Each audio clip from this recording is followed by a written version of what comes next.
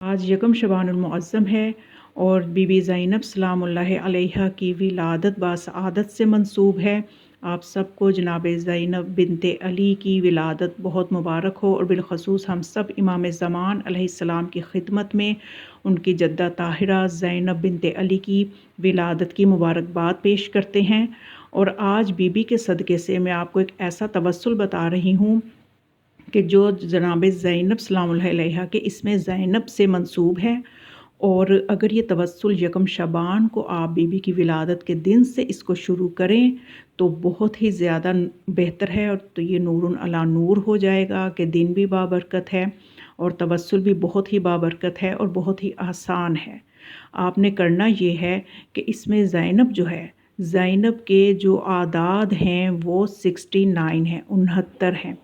तो अगर 69 दिन तक 69 मरतबा रोज़ाना एक हाजत दिल में रख के दरूद पढ़ा जाए और जनाब ज़ैनब सलामुल्लाहि अलैहा को हदिया किया जाए, तो जब ये दिन तमाम हो जाएंगे, 69 डेज़ 69 दिन जब ख़त्म हो जाएंगे, तो उस दिन अल्लाह से बीबी के वसीले से दुआ मांगें तो आपकी जो भी हाजत आपने दिल में रखी होगी वो ज़रूर पूरी होगी।